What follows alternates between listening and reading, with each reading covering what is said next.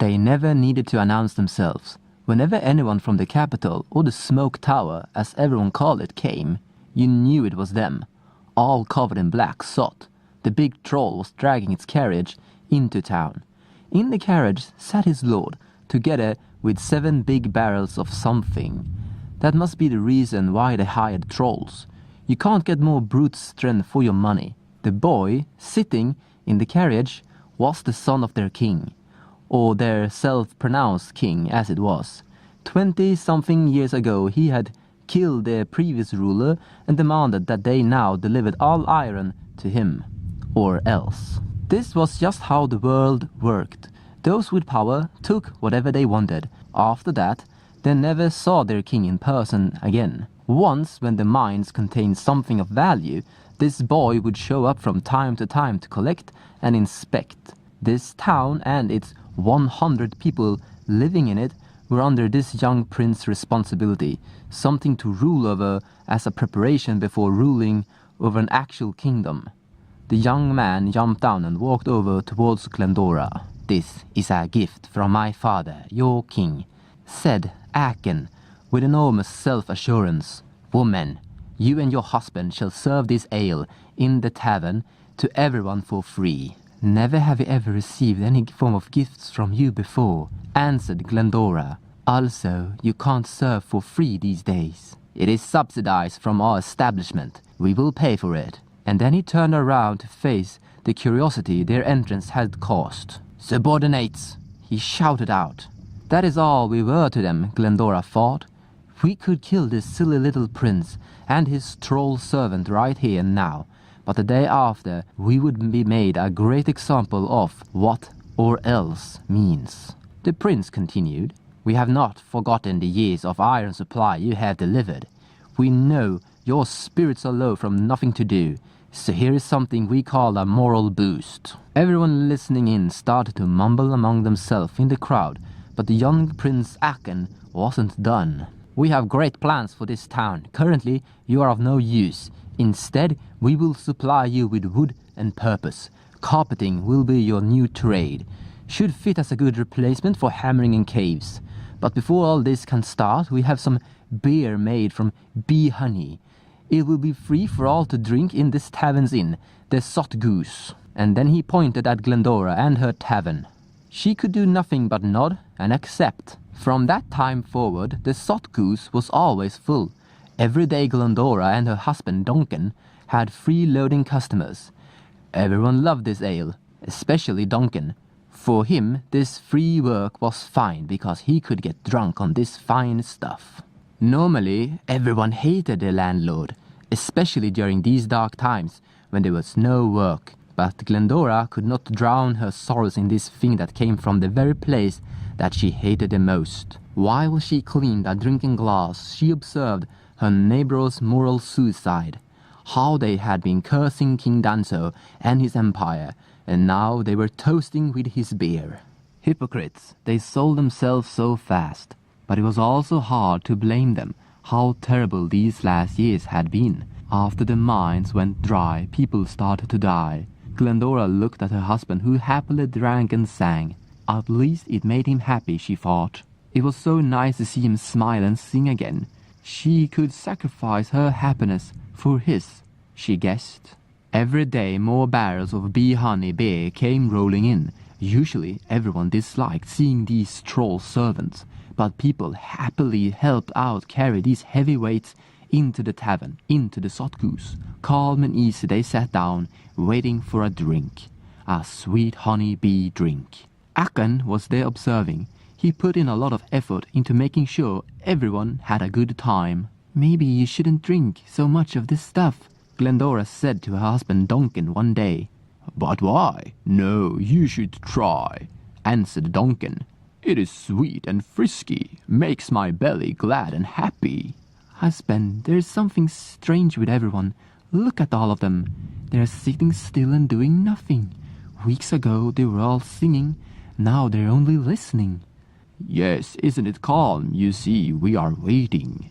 "You know our people. You know Hakka, Lonki, and all the rest. None of them are calm. None of them are gentle. With some beer in their bellies, They get loud and crazy. This isn't them anymore." "Yes, isn't it called? You see, we are waiting." And then her husband sat down with the rest. Nights later, she was back to cleaning glasses and filling up new ones like ever before, but this time there was a new strange sound echoing around. There was no song or talk, no laughter. All her guests were making strange, ugly sound. Buzzing. This wasn't real. Humans can't make sounds like that. What is in this ale? But she dared not guess. She leaned forward to get a glance at some of their faces. Suddenly, she didn't recognize the person she was looking at. She did know every person's name and face in this place. Well, everyone knows everyone here in the end. This wasn't a place people left or people visited.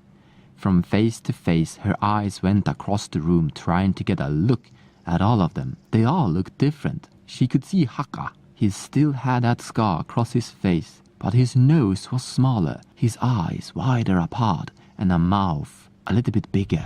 "How does the ale taste tonight, Haka?" Glendora walked over and asked. It was a simple question, one she often had asked him over the years, but no response. He only sat there and made that strange buzzing sound, while his eyes stared straight into nothing like a dead shell. She couldn't fathom what she had observed, but what scared her the most was that it looked like she was the only one that took notice of it. She left the room and waited until everyone left and Duncan had gone to sleep. Some part of her was curious about this ale, and she opened up the bottle.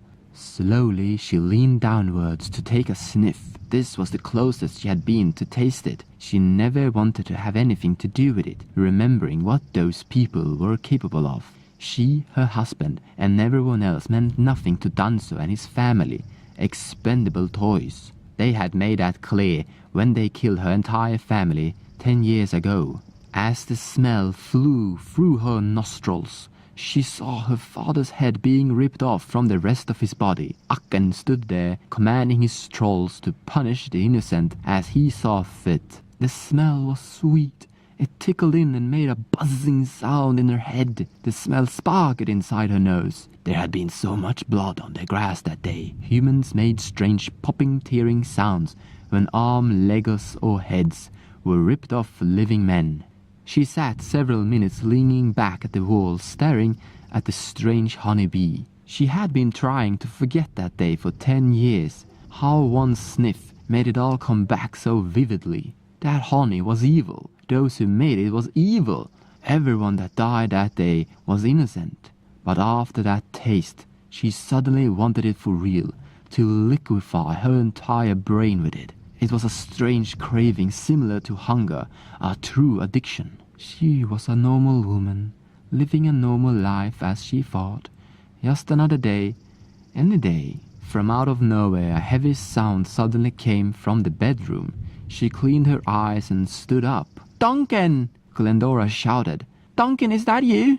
But only silence. Slowly she walked step after step up the stairs, praying it was just the wind. But blowing wind didn't make buzzing sounds or cracking windows. She sprinted the last step, but found nothing but an empty bedroom as she opened the door. "Duncan!" Glendora screamed while she stared out through the shattered window. The rest of the night she spent searching the city streets together with some volunteers. The effort didn't achieve anything. Duncan was gone, like if he just had flew away. But after one whole night they had to give up. The next day the same troll came dragging the same carriage with the same bear.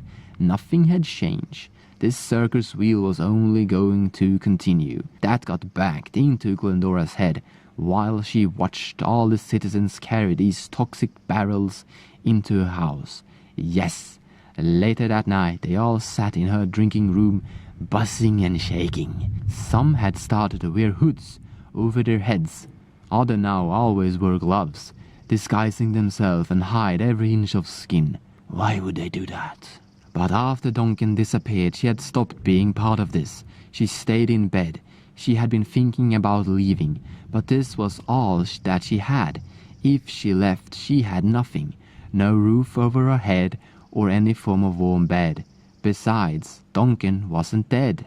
It wasn't because of loneliness or emptiness or any of the injustice. She cried because she was powerless. They were all headed into madness, and there was nothing she could do about it. And suddenly she wasn't alone. Her head was buried deep into her pillow. Something walked around in the corners of the dark. She turned around to face what it was that accompanied her. A figure covered in darkness. "Duncan?" Glendora asked. No answer. So she stood up trying to see what was there. "Duncan!" And the figure stepped calmly forward while gently buzzing and snapping its wings. She had to take a step backward and hold her breath so she wouldn't scream. His eyes were wide apart, almost where humans' ears should be, but he had no ears. His eyes were wide apart, almost where humans' ears should be, but he had no ears. From his head came two long feelers going outwards like horns. He had two translucent wings on his back and had only two fingers that looked like claws. No human mouth. Instead, he had two fangs. He looked like an insect. He looked like a bee. But he was still Duncan, her Duncan. She was just a normal woman, living a normal life. Bad things happens to everyone, right? Once you accept who you are and what you can't have in life, things become so much easier, right? Shouldn't I panic? Glendora asked herself. Instead, they stood there, questioning everything. This night had many strange sights. People both walking in the streets and flying sky high. Bug humanoid families sat together eating their once beloved dog.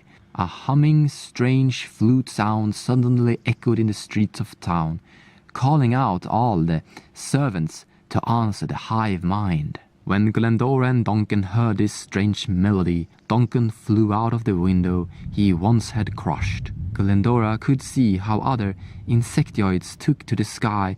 They all seemed to be heading towards the well in the market center. She shouldn't be following this alluring, twisted music, Glendora told herself. But where else to go? If she left, she had nothing, no roof over her head and no warm bed.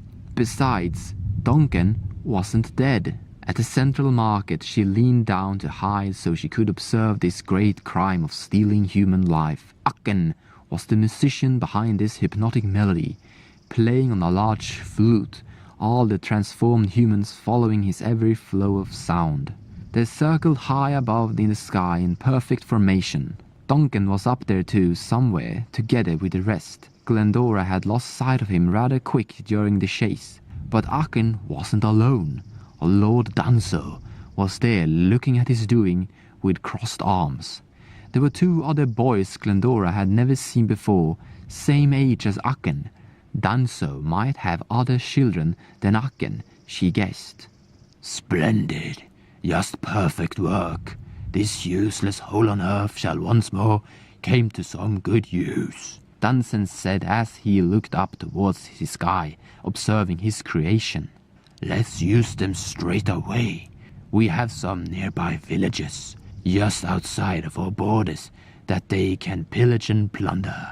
Then he looked straight at Glendora and her hiding place. "Could he see me? How?" "Came out so we can see you, woman. Don't hide from your lord," Danso said to Glendora. She did not dare to move. She remained in her place, pretending she never got noticed. "It makes for a great first tryout, my son. Command these bees to rip her to shreds." Some strange tunes on a wooden flute, and suddenly all insect citizens came flying at full speed towards her. Humans made such strange popping, tearing sounds when arms, legs, or heads were ripped off living women.